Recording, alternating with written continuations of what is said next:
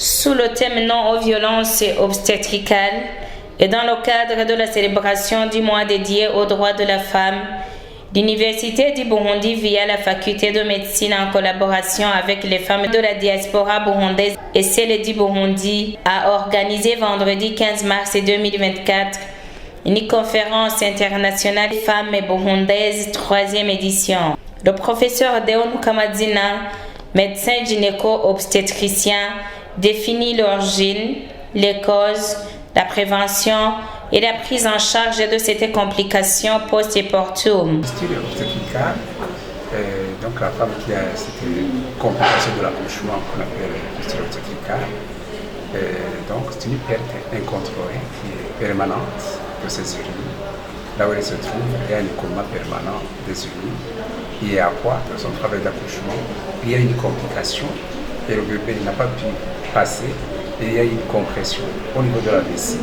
Et après la compression, ce qu'on appelle une nécrose. Après la nécrose, il y a un trou pathologique qui se crée et les urines vont passer par les voies génitales basses. C'est-à-dire qu'il n'y a plus de sphincter pour obtenir ça puisque c'est une communication anormale et pathologique. Et les urines vont passer donc par une voie inhabituelle et il y a un écoulement qui est permanent là où elle se trouvait cette patiente. La cause, comme je venais de dire ici chez nous, c'est une cause obstétricale comme c'est dit. Qui dit obstétricale, c'est-à-dire que c'est une fistule qui est survenue donc au décours d'un accouchement qui a été difficile, qui a été long et compression des organes périodiens, notamment la vessie et donc fistulisation au niveau du voie génitale basse et passage de ces urines par voie donc basse. On peut prévenir, comme j'ai dit, c'est de suivre la grossesse et surtout au cours de l'accouchement. Les femmes qu'on a ici chez nous qui ont cette fistule, ce sont des femmes qui ont eu cet accouchement compliqué. Donc, question de prévention, c'est de bien surveiller le travail d'accouchement et décider à temps une césarienne. Comme ça, on évite que cette femme ait une fistule. Mais ça ne commence pas par là, ça commence pas au cours de la grossesse. Il faut que la femme, normalement, fasse de bonnes consultations prénatales pour que le personnel soignant puisse détecter les femmes qui pourraient avoir des facteurs de risque, surtout un bassin qui est rétréci, un gros bébé, une présentation du bébé qui est donc vicieuse. Ces femmes sont détectées au cours de ces consultations prénatales afin qu'elles puissent s'approcher très tôt des spécialistes, des médecins qui peuvent faire une césarienne et programmer cette dame et lui dire qu'il ne faut pas qu'elle accouche dans un centre de santé où ça sera difficile de lui prendre en charge puisqu'on ne peut pas faire une césarienne dans un centre de santé. Il faut qu'elle soit adressée à temps dans une structure spécialisée pour qu'elle soit programmée. Cet enseignant-chercheur dresse également l'état des lieux et les facteurs de risque des populations les plus exposées à cette pathologie. L'état des lieux, en 2006, c'est là où on a commencé à prendre en charge de ces patients et la fistule. Les études qui ont été faites ici chez nous, il y avait 1000 nouveaux cas de fistule par an. Effectivement, on ne savait pas combien il y en a, mais on sait qu'il y avait au moins 1000 nouveaux cas par an. Et actuellement, l'étude n'est pas quand même ici. En février 2012, on a revu ces cas de fistule obstétricale. On a trouvé qu'on a au moins 750 nouveaux cas par an ici chez nous. Personne à risque, bien sûr, habiter dans un milieu rural, loin d'un hôpital, loin des médecins, c'est un facteur de risque. Il faut que les femmes, et donc le travail qu'on a déjà réalisé ici chez nous, qui ont eu cette pathologie, au cours de cet accouchement difficile, on a trouvé qu'ils ont eu au moins 3 transferts. Elle va dans un centre de santé, on essaie, ça ne marchait pas. On transfère vers un autre où il semble un peu mieux et ça ne marchait pas. Et finalement, elle est transférée à l'hôpital. Donc, ce sont ces femmes qui habitent loin de l'hôpital et surtout loin des médecins spécialistes ou des médecins qui peuvent faire des césariennes.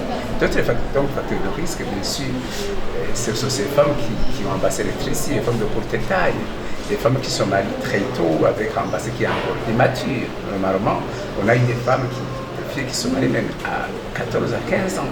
Même dans notre travaux de la vie de l'Ouest, on a trouvé des femmes qui sont mariées même à 11 ans. Ces femmes sont des femmes à risque, puisque le bassin est franchement immature.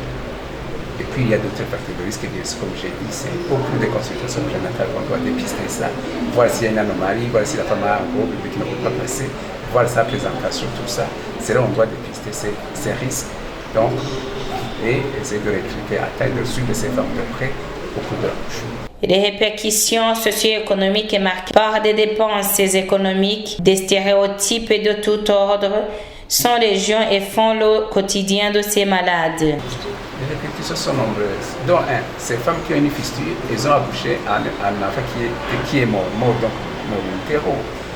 Ça, c'est la première cause. Surtout, la première femme, elle accouche un enfant qui n'est pas vivant, et puis elle a une fistule, et après ça va se compliquer d'infection, ça va se compliquer d'une infertilité. Vous comprenez que pour le couple qui n'a pas d'enfant, c'est pas bon, c'est déplorable, surtout le mari et la femme. Voilà. Et puis pour la société, bien sûr, ces femmes sont chassées par leur mari et n'ont pas où aller, puisque avoir une femme au lit avec des huiles qui se couchent chaque fois, c'est pas pratique. Certains maris ont chassé leurs femmes. Et puis, ces femmes aussi, au niveau de la société, elles ont peur de se présenter en public, puisqu'elles ont un écoulement permanent des urines. Elle ne peut pas se mettre dans une communauté, puisqu'elle sera gênée même de voir les gens qui voient les urines qui sortent d'elle. Donc elle se cache, on appelle maladie d'arrière-cour. Elle doit se cacher pour ne pas être vue par les gens. Donc c'est ça ces conséquences qui arrivent à ces femmes qui ont eu cette complication de l'accouchement et à la fin avoir une fistule obstétricale.